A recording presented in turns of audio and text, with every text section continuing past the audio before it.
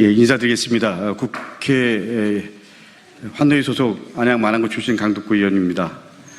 지금 국민의힘과 일부 언론의 김문수 국무총리 후보자 공격이 선을 넘은 지 오래입니다.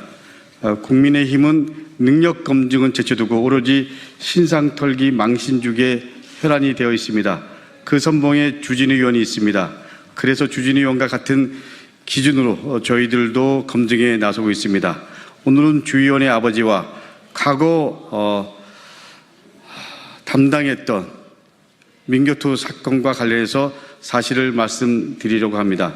민교토 사건은 1986년 공안당국에 의해 이적단체로 조작된 사건이었고 5번의 선생님들께서 옥살이를 하셨습니다. 그런데 이 사건은 2년 전 재심을 통해 무죄가 선고됐습니다. 관련해서 당시 조작 수사로 억울하게 옥살이를 하셨던 분들 중 2분이 오늘 함께 하셨습니다. 먼저 소개를 드리겠습니다. 그 당시 억울하게 누명을 썼던 윤병선 선생님이십니다. 노현설 선생님이십니다. 오늘 기자회견은 제가 먼저 준비한 기자회견문을 낭독하고 그리고 2분의 선생님의 발언으로 진행하도록 하겠습니다. 그럼 제가 준비한 기자회견을 낭독하겠습니다. 지준우 의원님, 김민석 후보자의 가족을 문제 삼았던 그 기준 지금도 유효합니까?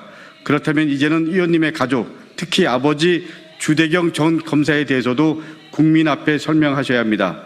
1986년 민교토 사건을 주진우 의원은 아십니까? 전두환 정권 시절입니다. 민주교육을 염원하던 교사들의 자발적 모임 민교토는 공안당국에 의해 이적단체로 조작됐습니다. 이 과정에서 서울대 사범대 출신 교사들을 포함해서 6분이 국가보안법 위반 혐의로 구속 기소되었고 그중에서 5명은 유죄 판결을 받아 실형을 살기도 했습니다. 당시 이 사건을 맡았던 공안검사 중 한 명이 바로 주진우 의원의 아버지 주대경 검사였습니다. 수사 과정에서 불법 구금, 고문, 영장 없는 압수수색, 강압적 자백 유도 등 그야말로 심각한 인권 침해가 자행됐습니다. 공안검사들은 젊은 교사들을 간첩으로 몰아 인생을 송두리째 무너뜨렸습니다. 그리고 37년이 지난 2023년 서울중앙지방법원은 이 사건이 공안 조작이었다는 사실을 인정해서 전원 무죄를 선고했습니다.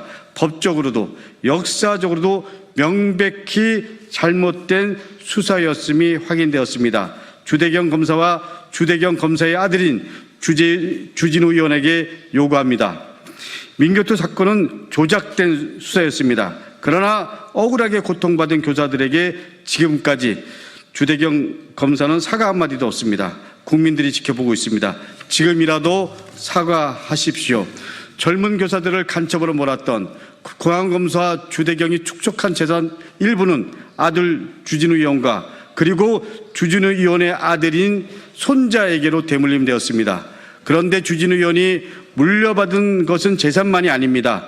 주진우 의원은 범인을 정해놓고 의도한 대로 수사에 단정짓는 그 못된 기질까지 아버지로부터 물려받았습니다. 그리고 그 버릇을 여전히 못 버리고 김민석 국무총리 후보자는 물론 가족까지 악마화하고 있습니다. 아버지가 그랬던 것처럼 비열하게 그리고 비인간적으로 한 가족을 무너뜨리려 하고 있습니다. 지금 이 시점에서 주진우 의원과 아버지 주대경 검사의 과거를 조명하면서 극명하게 대비되는 김민석 후보자와 어머니 김춘호 교사를 떠올리게 됩니다. 1986년 민교토 사건 조작 사건이 벌어지던 그 즈음 김민석 후보자는 5.18 민주화 운동을 알리려던 미 문화원 사건으로 인해서 3년간 독방에 복역 중이었습니다. 아들이 구속되자 어머니 김춘호 교사는 민주화 운동에 적극 나섰습니다. 민가협 초대 회장으로 그리고 아들은 물론 다른 민주화 운동 가족과 수감된 학생들을 돌보는 일에 앞장섰습니다. 김승훈 신부와 함께 박종철 기념 사업회를 발족시킵니다. 둘째 아들의 교통사고 보상금 전액을 기부해서 민주화 운동 일꾼들의 쉼터인 민화의 집을 건립 하기도 했습니다. 어떻습니까?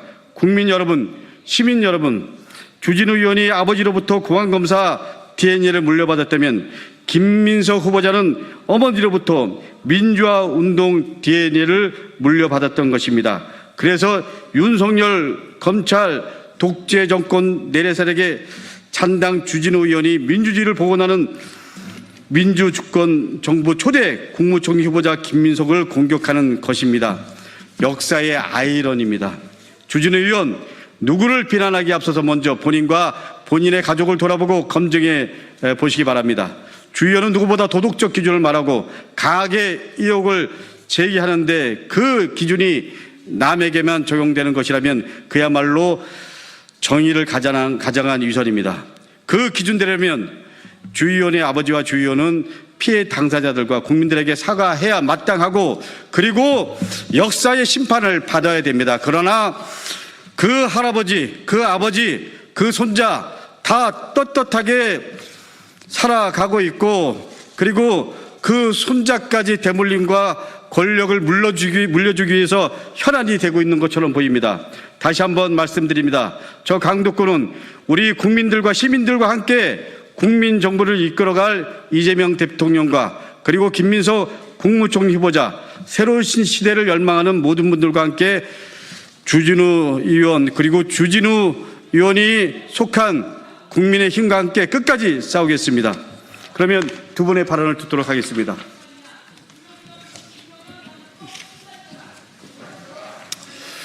안녕하십니까. 저는 1986년 관악고등학교에서 재직 중에 9월 19일 날 밤늦게 사법경찰 3명으로부터 어떠한 압수수색 영장이나 체포영장 없이 강제로 연행이 되었습니다.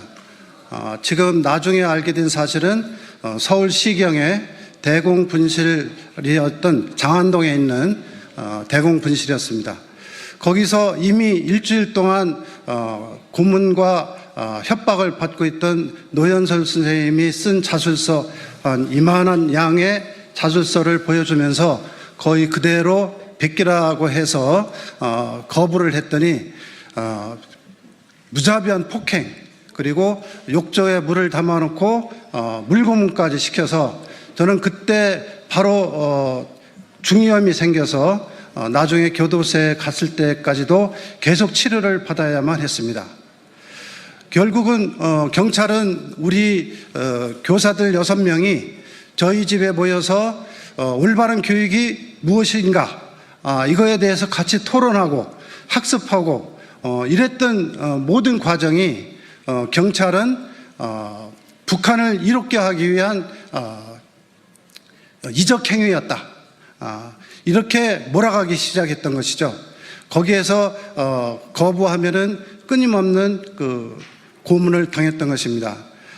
그리고 나서 검찰에 넘어갔을 적에도 그 당시 저희 6명의 선생님들을 2명의 공안검사가 담당을 했는데 저하고 노현선 선생님이 처음에는 신광옥 고등검찰관의 취조를 받았습니다. 그러다가 나중에는 노현선 선생님은 주대경 검사한테 넘겨지고 나머지 이장원 선생님, 이상대 선생님, 송원재 선생님, 한상훈 선생님까지 주대경 검사가 취조를 했습니다.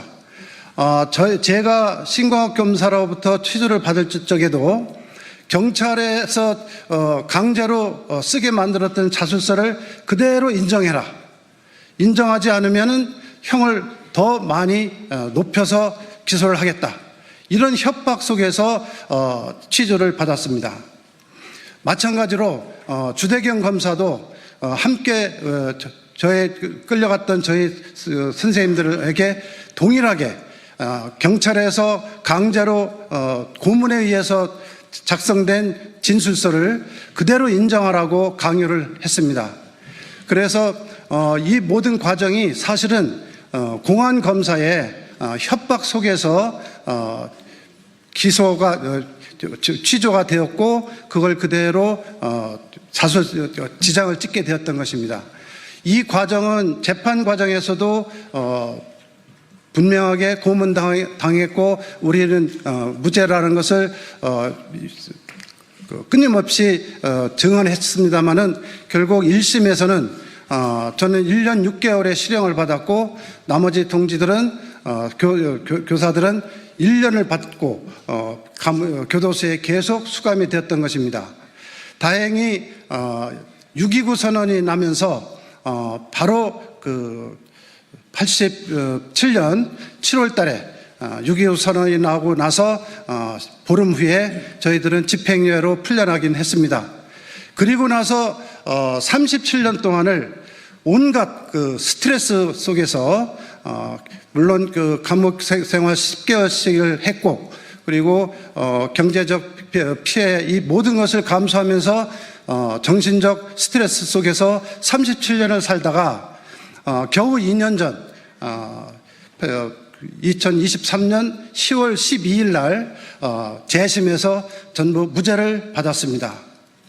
그리고 나서 저희는 기자회견을 통해서 그 당시에 수사당국 공개적으로 사과하라고 하고 우리를 감옥에 엮을 수 있었던 근거는 국가보안법 위반이었습니다.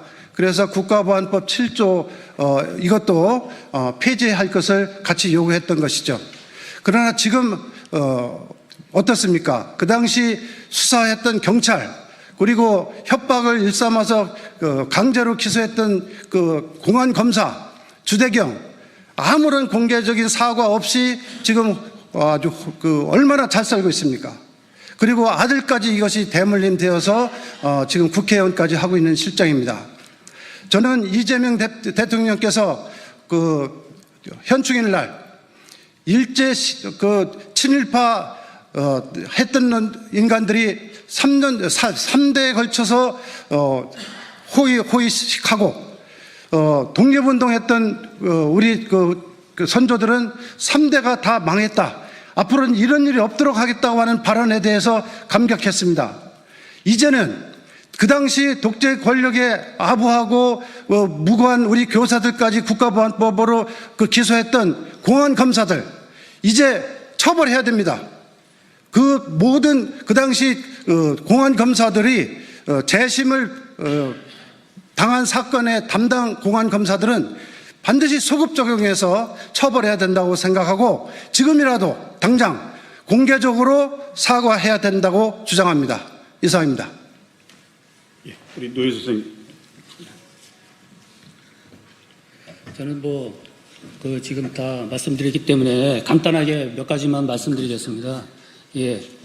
간단하게 주대경 검사, 제가 지금 이걸 공개적으로 이게 말씀드리는 거는 참 모호합니다. 왜냐하면 검사라고 하는 것은 어린아이들이 생각하기에는 이 정의를 실현하고 악을 소탕하는 그러한 직책을 가지고 있는 그 숭고한 그런 직책이라고 생각할 겁니다.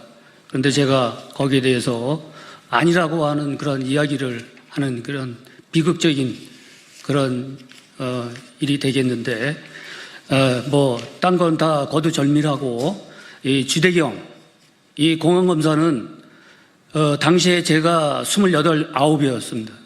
이럴 때 이 주대경 검사와 그 만남은 결국에는 그 후에 그 실체를 알게 됐습니다. 그때 당시에 제가 고문받고 했던 거는 다 다른 사람이었지만은 실질적으로 그걸 종합한 사람은 주대경 씨였습니다. 왜냐하면은 처음에는 그 주대경이라는 이 사람인지를 몰랐습니다. 재심하면서 정확하게 알게 되었는데 이 주대경이라는 사람이 이 공안검사로서의 그 위치일 때 제가 이 경찰에서 그 고문을 받고 한 이거를 어떻게든 간에 이 검찰 단계에서는 이거를 바로 잡아야 되겠다라는 그런 일념으로 이 검사를 보자고 했습니다. 이 검사를 좀 뵙게 해달라. 그 수사를 담당하는 그런 사람만 저를 담당을 했는데 그러면은 저보고 반성문을 쓰라고 그랬습니다. 그러면 검사를 만나게 해주겠다고. 그래서 반성문도 썼습니다. 이 반성문 쓴다라는 게 보통 일이 아닌 거예요. 제가 실토를 그걸 인정을 하는 건데, 근데 어떻든 간에 검사를 봐서 인정을 좀 받아야 되겠다, 말을 해야 되겠다라고 해가지고 요구를 해서 반성문까지 썼습니다. 근데 제 취조받을 때는 끝내 나타나지를 않았습니다. 그래서 어쩔 수 없이 이제 재판에 이제 들어가게 됐는데, 재판에 들어가기 전에 그때 그 나타난 사람이 주대경인가를 나중에 알게 되었습니다. 이 주대경 검사가 그때 당시에 저를 보자고 해놓고서 얘기하는 소리가 뭐냐면은 재판할 때 허튼 소리 하지 말라는 거였습니다. 쉽게 말씀드리면은 고문한 얘기 이런 쓸데없는 소리 하지 말라는 거였는데, 제가 그때 당시에 고민이 많았습니다. 그러면 형량이 더 높아질 거라고. 그거 우리 마음대로 한다고. 그래서 고민을 했지만은 그래도 이거는 아니다라고 하는 그런 일념으로 재판 과정에서 실토를 했습니다.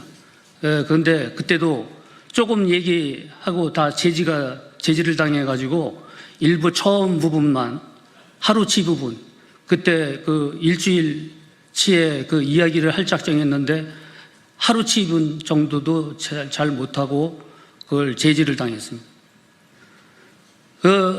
나와서 뭐 이제 재심을 할 때 보니까 주영 그 이름이 실제 저는 한강옥 검사인 줄 알았는데 알고 보니까 주대경 씨였어요. 주대경 씨가 그때 당시에 또 이게 다른 이게 조사를 재심하면서 조사를 해봤더니 저를 신고한